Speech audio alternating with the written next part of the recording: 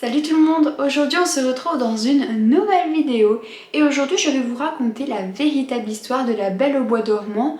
Vous allez voir, c'est pas exactement la même chose que dans les Disney, c'est beaucoup plus terrifiant. Allez, c'est parti!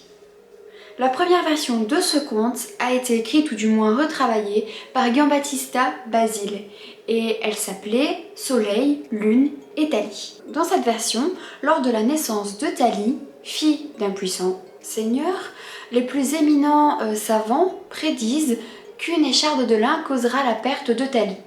Et donc à partir de ce moment-là, eh bien le seigneur va bannir tout ce qui touche de près ou de loin au lin. Mais Thalie est devenue une jeune fille et voyant au loin une vieille femme filer, eh ben elle a envie d'essayer. Donc du coup elle va essayer et elle va se bloquer une écharde de lin sous l'ongle et va donc tomber comme morte. Son père va donc l'habiller de ses plus beaux vêtements, l'installer sur un fauteuil de velours et va condamner le château. Les années passent et un roi va tomber sur ce château condamné lors d'une partie de chasse. Son faucon s'y est glissé à l'intérieur.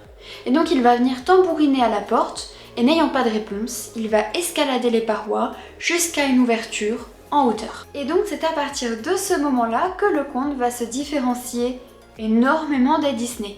Puisque une fois le roi à l'intérieur du château, il va découvrir des pièces vides et poussiéreuses, mais également une jolie jeune femme qui ne se réveillera pas malgré tous ses efforts.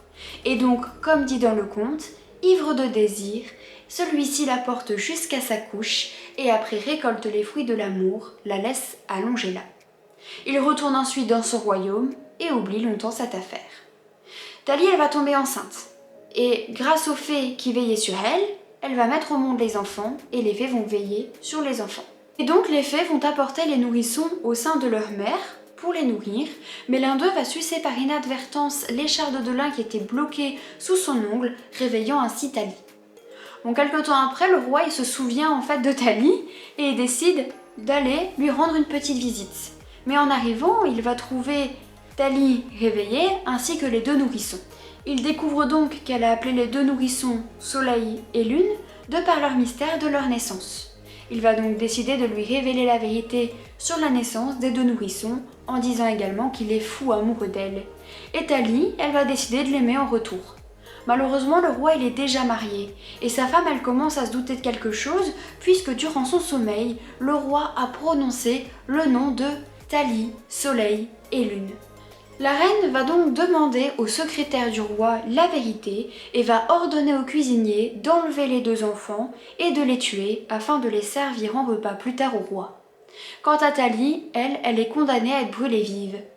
Thalie, elle va donc expliquer à la reine qu'elle n'y est pour rien et qu'elle a juste été abusée durant son sommeil. Mais la reine n'en a que faire. Et donc du coup, pour essayer de gagner du temps, Thalie, elle va se déshabiller avant d'être brûlée vive. C'est à ce moment-là que le roi arrive et découvre les intentions de sa femme. Il va donc ordonner que son secrétaire ainsi que la reine soient brûlés vifs et le cuisinier également. Mais comme le cuisinier n'a pas l'intention de se laisser brûler vif aussi facilement, il va dire au roi qu'en fait il a épargné les enfants et qu'il les a juste cachés. Et donc pour remercier le cuisinier, eh bien celui-ci deviendra chambellan. Donc chambellan en fait c'est un gentilhomme qui va s'occuper du service de la chambre du souverain. Alors l'histoire se termine quand même plus ou moins bien, si on peut dire, puisque Thalie va quand même vivre heureuse avec le roi. Ils vont s'épouser et vont vivre heureux. Alors par contre, le conte se termine avec une phrase plus que douteuse qui dit « À qui a de la chance, le bien vient même en dormant ».